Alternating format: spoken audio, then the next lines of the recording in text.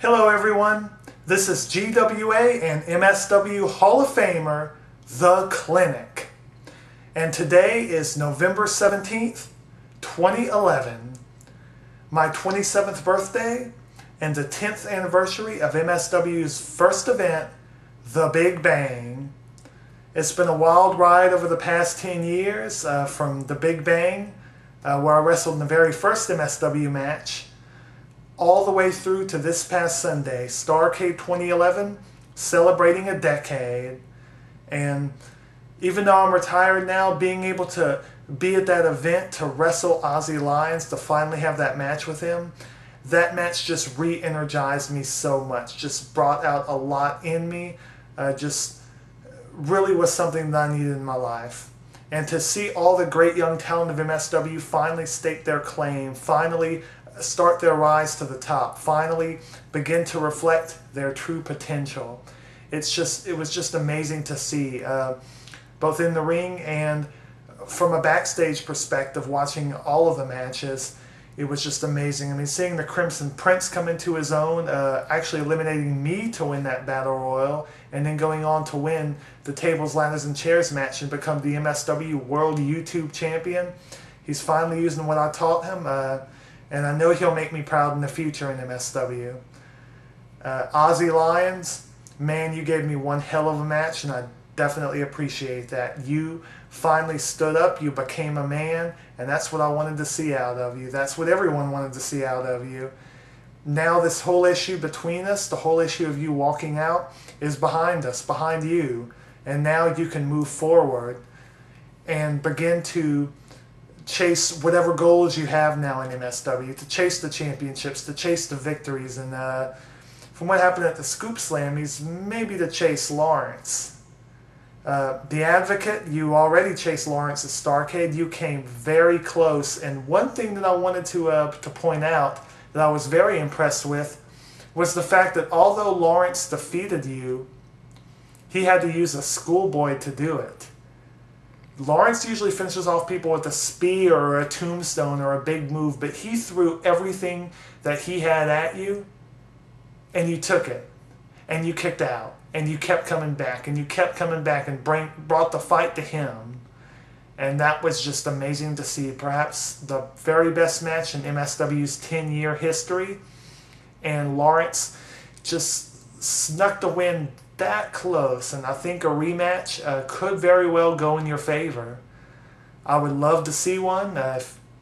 If one does happen and is posted on YouTube, I'll definitely be right there watching it.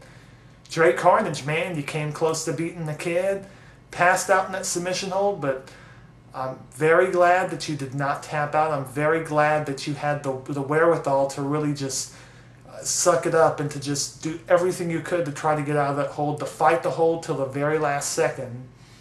I tapped out to Ozzy Lyons, but to me that was a little bit of a different situation. To me that was almost a sign of respect, because I knew he got me.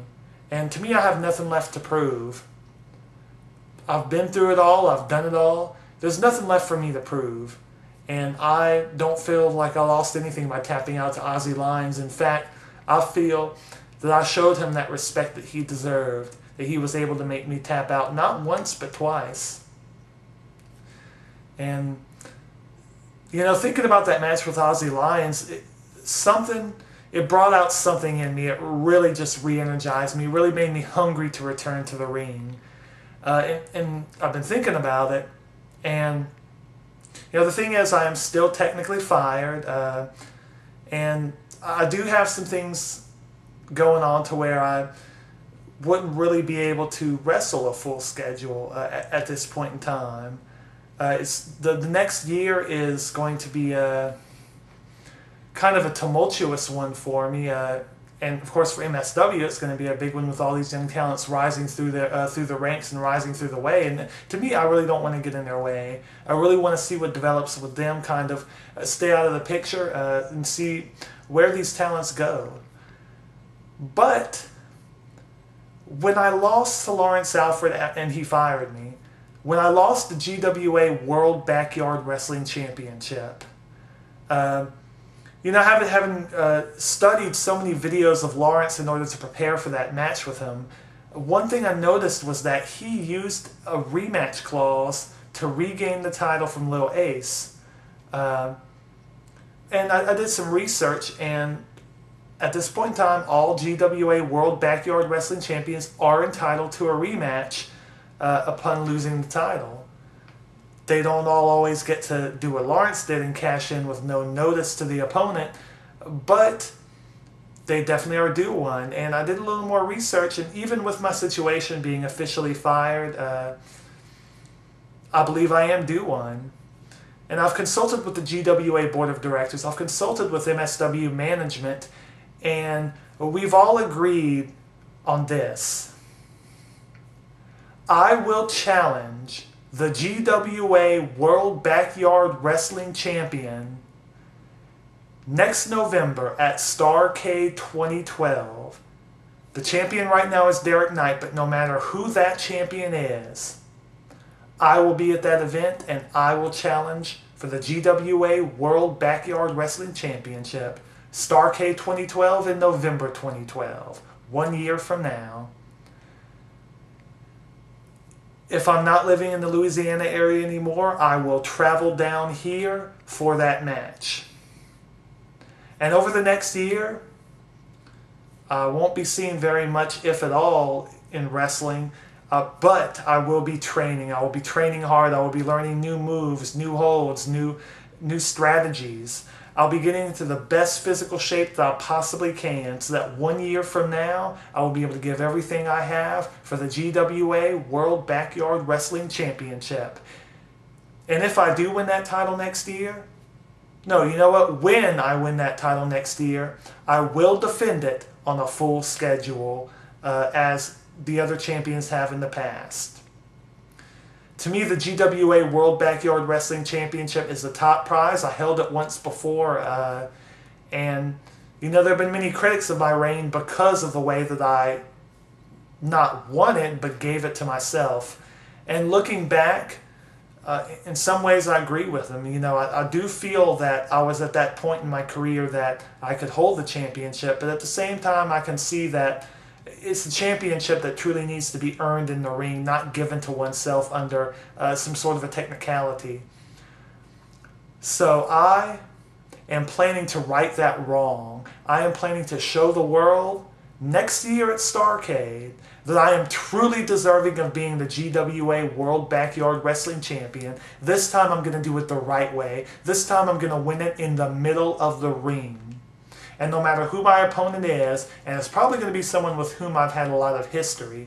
Derek Knight, I've had a lot of history with you. Ozzy Lyons, Drake Carnage, The Advocate, Lawrence, anybody that may step up. Lil Ace, I've had a lot of history with him. Jet. You know, there's so many people that I'm looking at that could walk into that event as the champion. And that's not because I doubt Derek Knight's ability to hold on to that title, but it's because there's such a deep talent roster now, and especially how things were at Starrcade with so many people making their names. I mean, we even saw the Kid. He could come back and regain the title. We may see an outsider come in and get that championship. We may see a new talent make a very quick rise through the ranks. We just don't know. Anything can happen in a year, but one thing that will happen is next November, Starrcade 2012, I will challenge for the GWA World Backyard Wrestling Championship. Now that's a clinic.